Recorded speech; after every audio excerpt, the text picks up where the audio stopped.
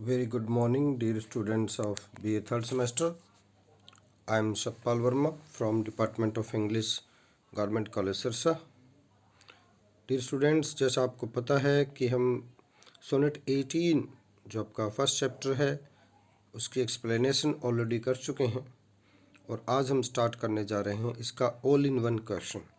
एक ऐसा क्वेश्चन जो सभी क्वेश्चंस को कवर करेगा. तो आइए स्टार्ट करते हैं without wasting any time.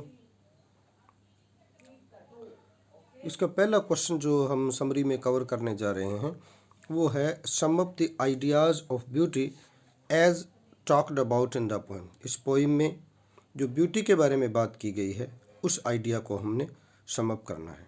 Second है what is a sonnet. Sonnet क्या होता है. How does Shakespeare use other poetic devices in the poem. और इस पोइम में शेक्सपियर दूसरी काव्यात्मक जो विधियाँ हैं जो अलग अलग तरीके हैं उनको कैसे प्रयोग करता है. And third is Shakespeare in this poem compares permanence and transition. इस कविता में कवि जो शेक्सपियर है वो परमानेंस यानी स्थायीपन और ट्रांजेंस और क्षण भंगुरता की कैसे तुलना करता है इस पर हमें कमेंट करना है. एंड फोर्थ क्वेश्चन जो है how does the poet pay a tribute to his friend in the poem. इस कविता में कवि अपने मित्र को किस तरह श्रद्धांजलि अर्पित करता है. तो ये क्वेश्चन रहेंगे वन बाय वन. हम इसको ऑल इन वन क्वेश्चन है, एक ही क्वेश्चन सभी क्वेश्चन को कवर करेगा. तो देखते हैं सोनेट 18. इसको सोनेट 18 भी बोलते हैं और shall I compare thee to a summer's day भी बोलते हैं. Is one of the most acclaimed होते डियर स्टूडेंट्स, मोस्ट एडमायर्ड सबसे जो प्रशंसित सोनेट है of all 154 sonnets written by William Shakespeare. William Shakespeare ने जो 154 सोनेट लिखे हैं उन सभी में सबसे ज़्यादा इसकी प्रशंसा होती है, सबसे ज़्यादा ये मशहूर है कह सकते हो आप.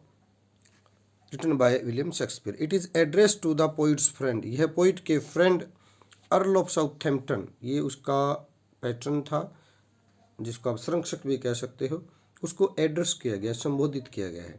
हियर इन इसमें the poet presented the theme of permanence and transience. Permanent और ट्रांजेंस का थीम प्रस्तुत किया है. It is a rich tribute to his friend. यह उसके फ्रेंड को एक बहुत ही महान, बहुत अच्छी श्रद्धांजलि अर्पित की गई है. आगे हम पोइम स्टार्ट करते हैं. इसकी समरी जो रहेगी. The poet asks his friend. कवि अपने मित्र को पूछता है स्टार्टिंग में वेदर ही should compare his beauty to the beauty of the summer.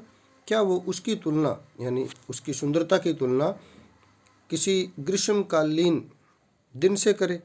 He finds, वो पाता है that his friend is too perfect to be compared with the summer. वो पाता है कि उसका मित्र इतना ज़्यादा परफेक्ट, इतना ज़्यादा पूर्ण है कि उसकी तुलना किसी से नहीं हो सकती, समर्स ब्यूटी से नहीं हो सकती. हिज फ्रेंड इज, फिर वो वन बाय वन पॉइंट्स गिनाता है. His friend is more lovely, ज़्यादा प्रिय है, एंड टेम्परेट और ज़्यादा सुहावना है, ज़्यादा विनम्र है, ज़्यादा प्लीजेंट है देन द समर, समर की अपेक्षा. During the temperate during the summer season. During the summer क्या होता है, अब आगे वो वन बाय वन समर की कमियां गिनाएगा तो नेचुरल है उसके फ्रेंड के वो पॉजिटिव पॉइंट्स होंगे.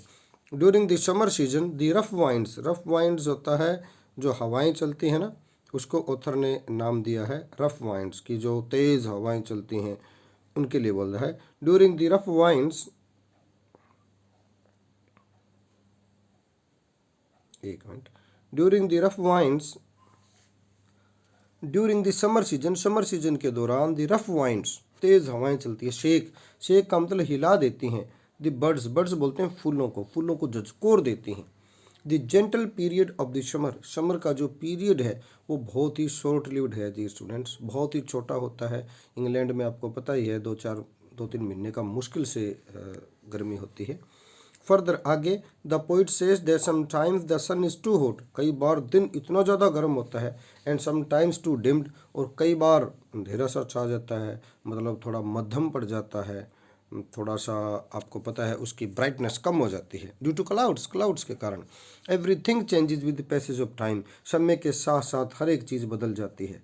ऑल द ब्यूटीफुल थिंग्स, सभी सुंदर वस्तुएं, विल इवेंचुअली, इवेंचुअली होता है आखिरकार, become less beautiful from the previous state of beauty. जो पहले जो उनकी सुंदरता की स्थिति थी उससे उसकी बजाय कम सुंदर हो जाती है दुनिया की हर एक वस्तु। दिस डिग्रेडेशन, ये जो पतन है, हैपन्स बाई चांस, या तो बाई चांस होता है और बाय रूल ऑफ नेचर, या वो प्रकृति का कोई नियम भी इसका कारण हो सकता है।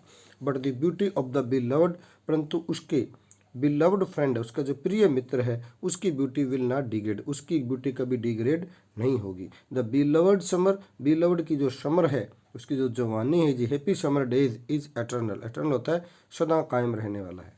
ही विल नेवर लूज, वो कभी भी नहीं खोएगा। पोजेशन होता है अधिकार, ऑफ हिज ब्यूटी, उसकी ब्यूटी पर उसका अधिकार कभी भी खत्म नहीं होगा।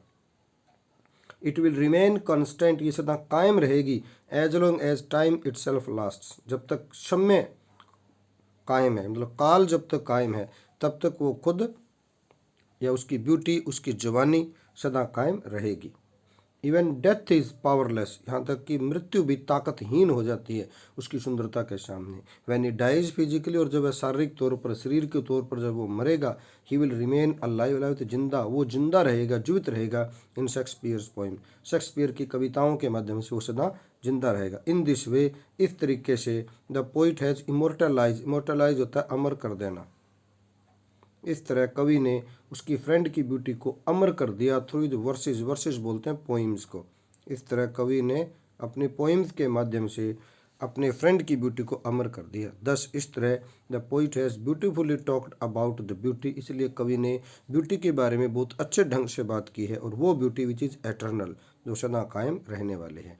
ही has paid rich tribute to his friend, उसने अपने फ्रेंड को बहुत ही सुंदर श्रद्धांजलि अर्पित की है through the theme of permanence and transience, permanence और ट्रांजेंस के माध्यम से। परमानेंस होता है स्थायीपन और ट्रांजेंस होता है क्षण भंगुरता, इसके माध्यम से कवि ने बहुत ही सुंदर श्रद्धांजलि अर्पित की है। डियर स्टूडेंट्स, यदि क्वेश्चन आपको आ जाता है ब्यूटी के बारे में, श्रद्धांजलि के बारे में, या मेन आइडिया के बारे में, थीम के बारे में, परमानेंस एंड ट्रांजेंट्स के बारे में, तो ये आपका क्वेश्चन यहीं ख़त्म हो जाएगा। ये सतपाल वर्मा जहाँ लिखा हुआ है यहीं ख़त्म हो जाएगा। यदि क्वेश्चन आ जाता है कि व्हाट इज ए सोनेट, तो आपने ये लाइनें जरूर लिखनी है। द अबो डिस्कशन, ऊपर का जिक्र, शोज दे दर्शाता है that the poem is a perfect example of a Shakespearean sonnet, कि यह कविता शेक्सपियरियन सोनेट की बहुत ही सुंदर उदाहरण है। स्ट्रक्चरली, ढांचे के तौर पर, इट हैज़ 14 लाइन्स, इसकी 14 लाइनें हैं। 3 क्वार्टरेंस, 3 उसमें स्टेंजा हैं, फॉलोड बाई ए कपलेट, और लास्ट में एक कपलेट है। कपलेट बोलते हैं दोहे को, 2 लाइन को, इसको शेर भी बोलते हो आप।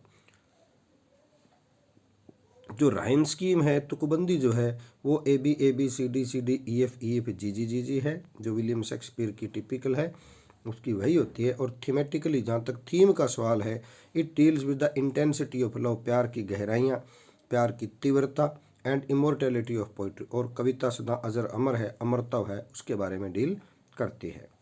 वेरियस पोइटिक डिवाइसेस, कई पोइटिक डिवाइसेस, पोइटिक विधियाँ, जैसे मेटाफर, मेटाफर बोलते हैं डी स्टूडेंट्स रूपक अलंकार को, तो रूपक अलंकार का प्रयोग किया, जैसे वो सूर्य को आई ऑफ हेवन कहता है, तो ये रूपक अलंकार है। फिर पर्सोनिफिकेशन यूज़ किया है, पर्सोनिफिकेशन बोलते हैं डी स्टूडेंट्स हम मानवीकरण को, किसको बोलते हैं, मानवीकरण अलंकार। मानवीकरण होता है जब हम किसी निर्जीव वस्तु में मानवीय गुण देखें, उसको मानवीकरण अलंकार कहते हैं। इस तरह कहता है ना कि मृत्यु भी इस चीज़ का अंकार नहीं कर पाएगी, तो मृत्यु के इंसान के रूप में दर्शाते हैं। डेथ ब्रैग्स, ये थोड़ी सी लाइन लिखी है मैंने, तो यहाँ मानवीकरण अलंकार प्रयोग किया है। फिर ऑथर शिमली का प्रयोग किया कवि ने, वो कहता है कि shall I compare thee to a summer's day, तो ये कवि ने यहाँ शिमली, यानी शिमली बोलते हैं डी स्टूडेंट्स उपमा अलंकार को, उपमा अलंकार का भी ऑथर पोइट ने प्रयोग किया है, हैव बीन यूज्ड। ये सारे पोइटिक डिवाइस यूज किए गए हैं। Last but not the least, आखिरी परंतु वो भी कम इंपॉर्टेंट नहीं है, the poem is remarkable for its simplicity and loveliness, कविता अपनी सादगी के लिए और सुंदरता के लिए जानी जाती है, मशहूर है, यह विलक्षण है। तो डियर स्टूडेंट्स, ये आपके 4 क्वेश्चन थे, बड़े सिंप्लीफाइड वर्जन में आपको अवेलेबल करवाए हैं। कोई भी क्वेश्चन आ जाए, आपने यही क्वेश्चन लिखना है। किसी तरह का डाउट हो, कोई क्वेश्चन हो, तो आप कमेंट बॉक्स में भी डाल सकते हो, और जैसा आपने व्हाट्सएप ग्रुप है उसमें भी आप भेज सकते हो। अब ये क्वेश्चन हमारा चैप्टर कंप्लीट हो चुका है, इसका हमने रेफरेंस टू द कॉन्टेक्स्ट तो उसमें आ ही जाता है, जैसा क्लास में डिस्कस किया था हमने। और बड़े क्वेश्चन आपके कवर हो गए, और टेक्स्ट हम ऑलरेडी पढ़ चुके हैं जिसका दूसरा वीडियो मेरा अवेलेबल है। तो आप सबसे रिक्वेस्ट है कि आप इसका वीडियोस का ज़्यादा से ज़्यादा फ़ायदा उठाएं और सब्सक्राइब ज़रूर करें मेरे चैनल को, ताकि आपको लेटेस्ट जानकारी आगे हम आपका ग्रामर के भी वीडियो बनाएंगे, तो सभी तरह की जो आपको जानकारी इसी चैनल पर मिलेगी। और इसकी जो समरी है, ये जो मैंने पढ़ाई है, इसका ये आपके मेरे इसी वीडियो जो चैनल जिस व्हाट्स यूट्यूब चैनल पर ये अपलोड किया गया है, इसके डिस्क्रिप्शन बॉक्स में अवेलेबल है। डिस्क्रिप्शन बॉक्स आप देख सकते हो, उसमें आपको अवेलेबल होगा, वहाँ मैं डाल दूँगा। और आप ज़्यादा से ज़्यादा वीडियो देखें, इसका फ़ायदा उठाएं। And take care the students, all the best, thank you.